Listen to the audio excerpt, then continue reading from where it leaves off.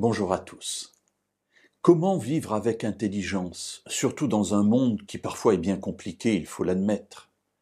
C'est une question qu'on peut se poser et que beaucoup de jeunes se posent face aux défis de la vie, aux orientations qu'ils doivent prendre, qui parfois impliquent évidemment leur vie future de manière peut-être pas définitive, mais en tout cas sur le long terme. Bref, que faire? Et être sage, c'est parfois compliqué. Alors la Bible nous donne une règle qui peut paraître très abstraite et qui finalement, quand on y réfléchit bien, nous permet de recevoir la bonne influence pour faire les bons choix. Nous trouvons cette règle dans le psaume 111 et au verset 10. Le commencement de la sagesse, c'est la crainte de l'Éternel. Alors mes amis, le commencement de la sagesse, c'est-à-dire avoir un esprit qui fonctionne bien, qui est capable de discerner l'erreur de la vérité, de faire les bons choix, c'est la crainte de l'Éternel.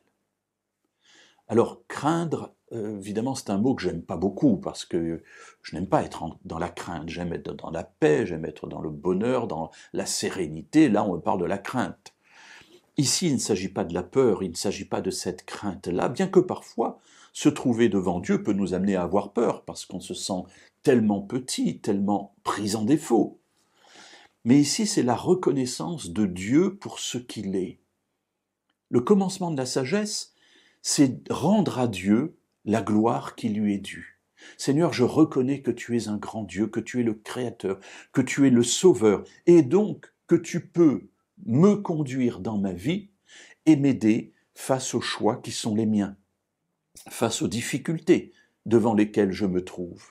Alors, je sais et je veux témoigner devant le monde que je crois que tu interviendras et que tu m'aideras. Alors comment le fait-il? Peut-être par une parole venant directement du ciel, mais cela n'est réservé qu'à quelques personnes, mais surtout par les conseils que nous pouvons recevoir, les lectures que nous pouvons faire, les personnes qui peuvent nous parler, la comparaison avec des situations précédentes qui pouvaient ressembler peu ou prou à celle à laquelle nous sommes confrontés en ce moment. Bref, oui, la sagesse vient d'abord de la reconnaissance de Dieu en tant que Dieu.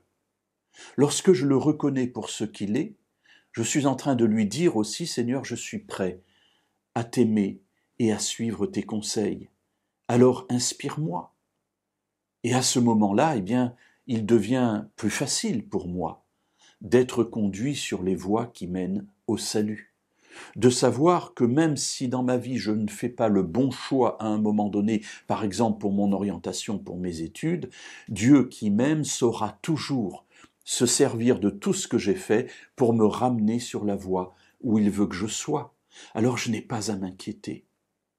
Ou peut-être pourrais-je dire, la seule inquiétude que je dois avoir, c'est d'être en communion avec ce Dieu qui m'aime, parce que je sais que lui me conduira sur la voie qui mène au salut.